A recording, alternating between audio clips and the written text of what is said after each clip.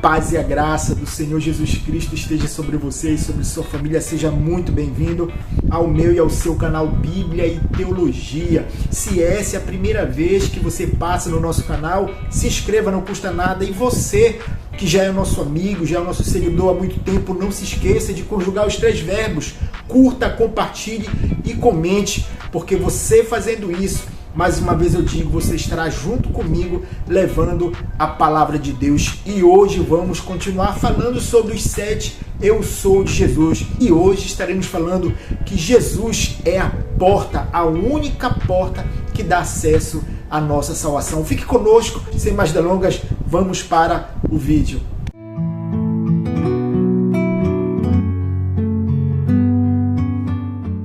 E o texto que eu quero compartilhar com você se encontra novamente no Evangelho segundo escreveu João, capítulo 10, do versículo 7 ao versículo 10, que diz assim: Jesus, pois, lhe afirmou de novo: em verdade vos digo, eu sou a porta das ovelhas.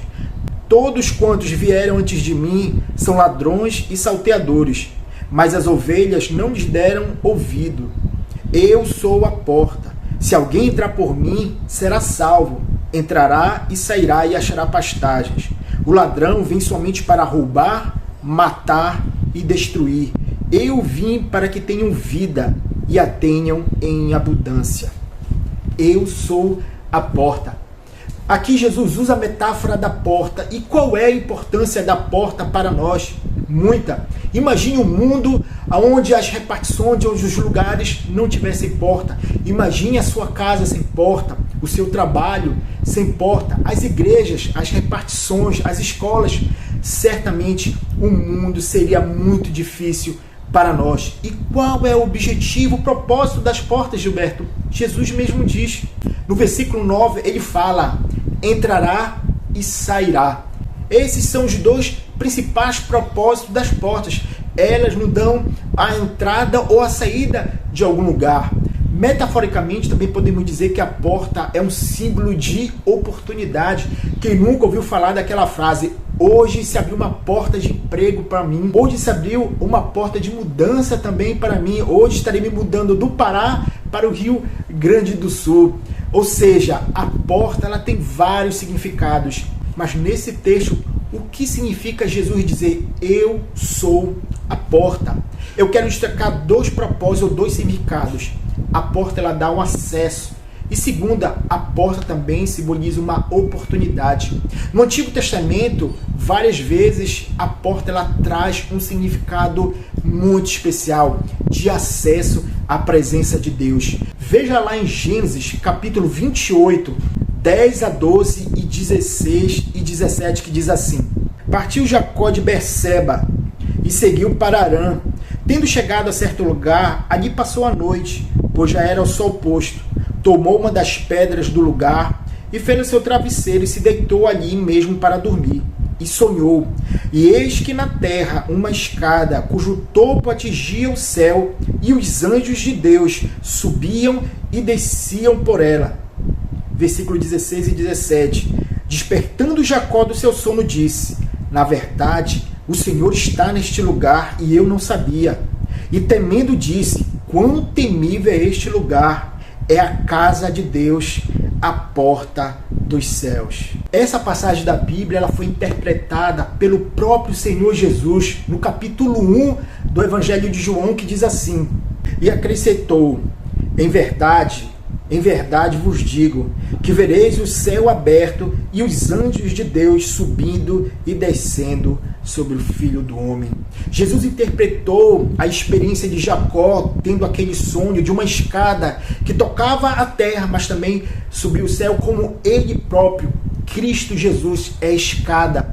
Cristo Jesus é o caminho, como veremos mais lá na frente. Mas hoje eu quero dizer que Cristo Jesus é a porta, a única porta que dá acesso ao Deus misericordioso, ao Deus perdoador. Voltando para o texto que nós lemos no Evangelho de João, no capítulo 10, temos que prestar atenção na afirmação de Jesus. Ele diz: eu sou a porta. Ele não fala eu sou uma das portas, eu sou uma de várias portas. Ele deixa bastante claro: eu sou a porta. Aqui ele mostra que ele é o único acesso para a presença de Deus. É certo que vivemos em um mundo onde os absolutos, onde a verdade absoluta é rejeitada e o relativismo, o pluralismo toma conta. Dizer, afirmar que Jesus Cristo é o único meio, é o único acesso para um Deus perdoador, um Deus de misericórdia, é uma ofensa. Outra lição importante que devemos tirar naquilo que Jesus fala, que ele diz que ele é a porta das ovelhas. Essa é a porta das ovelhas. Essa porta não entra cabrito, não entra bode. Essa porta, ela só dá acesso às ovelhas. Em vídeos passados falamos o significado desse termo ovelha. Jesus fala ovelha exclusivamente para o seu povo, para os seus seguidores. Veja o que Jesus fala no capítulo 25, 31 e 34 do Evangelho de Mateus. Quando vier o Filho do Homem na sua majestade, e todos os anjos com ele, então se assentará no trono da sua glória, e todas as nações serão reunidas em sua presença. E ele separará uns dos outros, como o pastor separa dos cabritos as ovelhas. E porá as ovelhas à sua direita, mas os cabritos à esquerda. Então dirá o rei aos que estiverem à sua direita: vinde, benditos de meu Pai, entrai na posse do reino que vos está preparado desde a fundação do mundo. Aqui fala que naquele dia, o dia do grande julgamento, a humanidade estará separada, estará dividida entre aqueles que não seguiram a Cristo, os incrédulos, aqueles que rejeitaram o Evangelho, rejeitaram a Cristo, e aqueles que abraçaram o Evangelho, amaram a Cristo e abriram mão da sua vida neste mundo para servir e viver para Cristo. Eles são vistos metaforicamente como cabritos e ovelhas. E como nós vimos, a porta da salvação não é para cabritos e nem bodes. Mas essa porta também tem outra característica. Ela é estreita e ela também tem inimigos. Veja o que o Senhor Jesus fala no Evangelho de Mateus, capítulo 7, de 13 a 15, que diz assim: entrai pela porta estreita, larga é a porta e espaçoso o caminho que conduz para a perdição, e são muitos que entram por ela, porque estreita é a porta e apertado o caminho que conduz para a vida, e são poucos os que acertam com ela. Acautelai-vos dos falsos profetas, que se vos apresentam disfarçados em ovelhas, mas por dentro são lobos devoradores. Por que Jesus é uma porta estreita? Porque aqueles que querem seguir a Cristo devem renunciar o seu eu. Há uma passagem que Jesus diz a si mesmo: aqueles que quiserem me seguir, neguem-se a si mesmo, tome sua cruz e siga-me. Ser seguidor de Cristo, adentrar essa porta que é estreita, que é Cristo, ela exige abnegação, ela exige altruísmo, ela exige renúncia da vida deste mundo para viver uma vida consagrada a Cristo. Você vive essa vida? Você já renunciou a sua vida deste mundo para viver segundo os parâmetros do reino de Deus que Cristo ensinou na sua palavra? Muitos são inimigos dessa porta e tentam modificá-la, ou então apresentam uma porta mais fácil, uma porta mais larga, como a gente viu aqui Jesus falando que a porta que conduz à perdição. E que porta é essa? É um evangelho diluído, um evangelho deturpado, um evangelho que não exige que você se arrependa dos seus pecados, um evangelho que tem um lobby que diz a si mesmo: venha como você está e permaneça como você veio. Não é preciso você abandonar os seus vícios, não é preciso abandonar os seus pecados. Deus só quer o seu coração. É o evangelho que exalta o homem e coloca Deus numa caixinha. Essa é a porta larga. Mas apesar daqueles que tentam apresentar uma porta larga, fazendo as pessoas abrirem mão da porta estreita, a verdade do evangelho, como eu falei, não muda.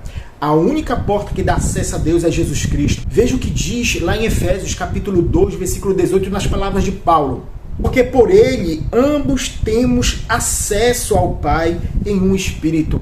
Veja também e que o próprio apóstolo Paulo fala também em Romanos capítulo 5, versículo 1, versículo 12, que diz assim: justificados, pois, mediante a fé, temos paz com Deus por meio de nosso Senhor Jesus Cristo, por intermédio de quem obtivemos igualmente acesso pela fé a esta graça, no qual estamos firmes, gloriamo-nos a esperança da glória de Deus.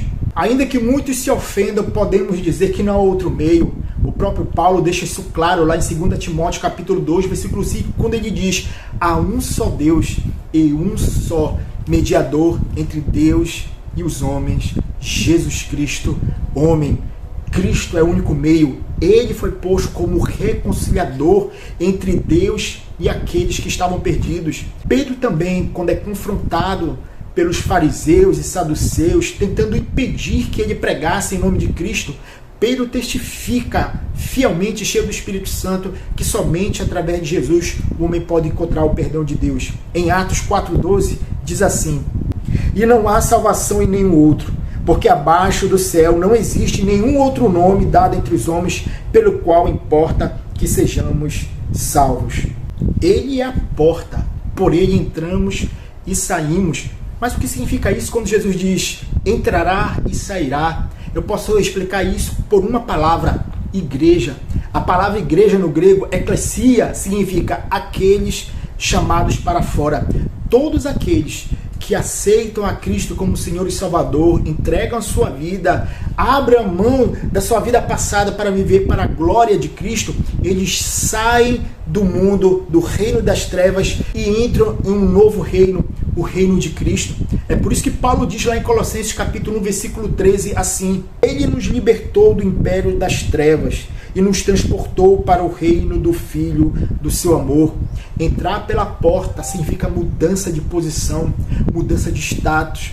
Aqueles que antes não conheciam a Cristo estavam fora do reino de Deus, mas depois que adentram ao acesso pela porta que é Cristo, eles agora fazem parte do reino de Deus, se tornam filhos de Deus e herdeiros de Deus e co-herdeiros de Cristo.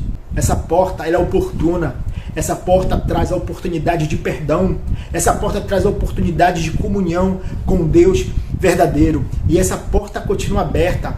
Ela continua aberta há mais de 2000 anos atrás. Essa porta, muitos, milhares adentraram por ela e encontraram paz, encontraram vida e vida com abundância. Todavia, há muitos também, milhares que desprezaram essa porta e hoje estão na condenação eterna.